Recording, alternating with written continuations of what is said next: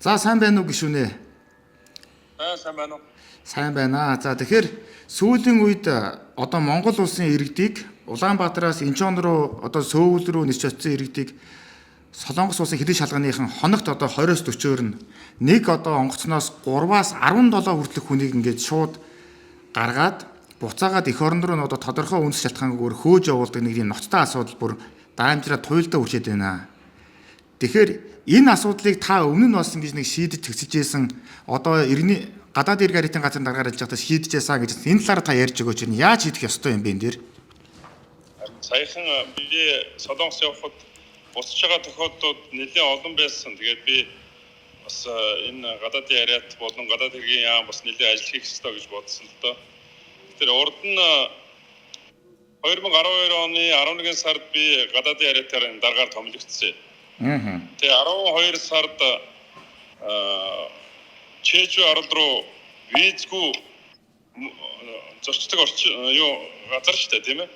Тэрэн лөө Монголын Хүннү Airline онгоц нисээд тэгээ тэнд нь очиод 7 Монгол хүнийг хил дээр саатуулаад тэнийг саатуулах жижигхэн байранд 7 хоног хорсон. Нэлээд шууган болсон. Тэгээд тэр шууган болоод би тэрнийхэн дагуу яг тэр 7 хоногийн дараа Хүннү Airline онгоц очихдоор тэр хүмүүсийг өдөр нь буцааж нисгэсэн л дээ.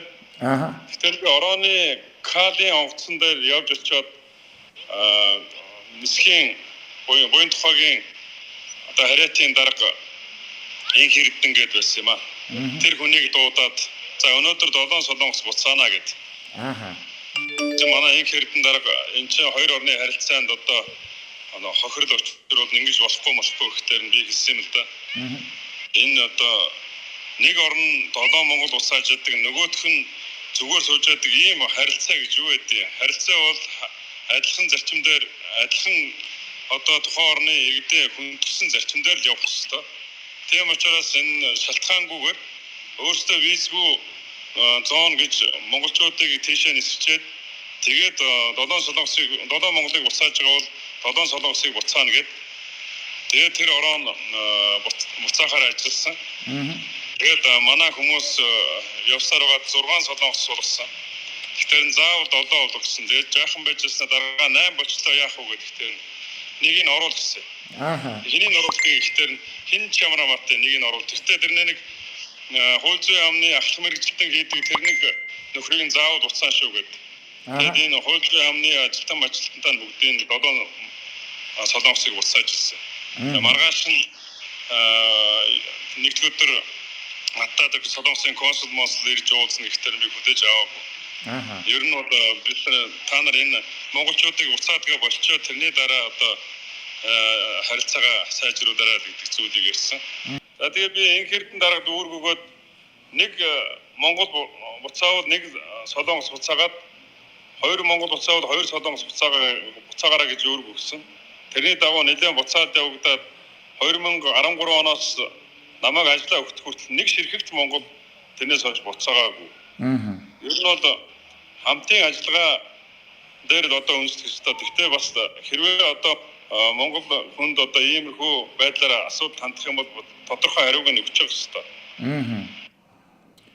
Тэгэхээр таныг ийм зоримог ажлыг хийгээд ингээд ирэнгүүд улс орны харилцаанд сэв суулгалаа барьлаа гэж одоо дээд байгууллагаас гадаад хэргийн яамнаас консулаас таныг одоо дарамтлсан шахсан асуудал гарсан уу? Огт гараагүй. Удаасаа энэ чинь бидний хийх ёстой ажил байхгүй да.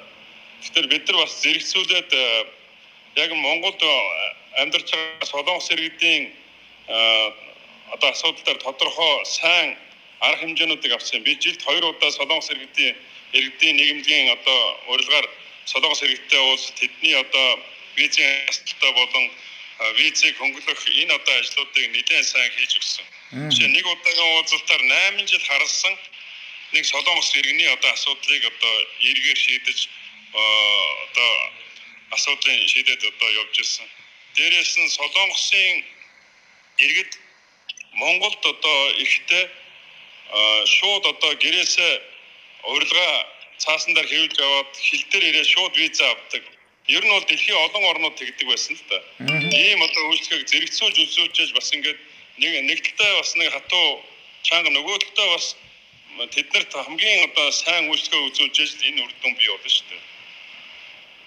Тэгэхээр одоо тухайн үед 2013 онд таны хийжсэн энэхүү ажлыг одоогийн энэ удирдлагууд нь хийх юм бол бас монголчуудыг ийм ухай дорд үздэг, хөөж явуулдаг, сэтгэл санаа хөрөнгө мөнгөөр нь хориондаг асуудал цэгцэрэх боломжтой гэж таны хувьд харж байна уу? Яг хоо энэ одооны аялал жуулчлалыг хөгжүүлж байгаа энэ үед бол бас жоохон аялал жуулчлалт бас сөргөөр нөлөөлж магадгүй гэж би харж байгаа.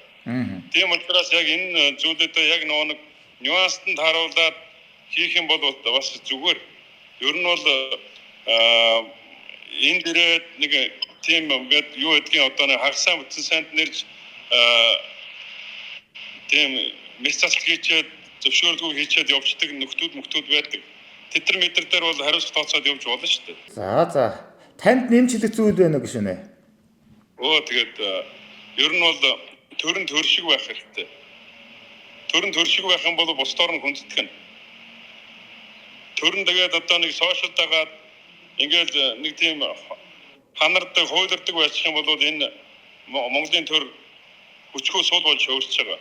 Тийм учраас ер нь бол төрн төршил байх ёстой гэж би боддог. За баярлалаа танд.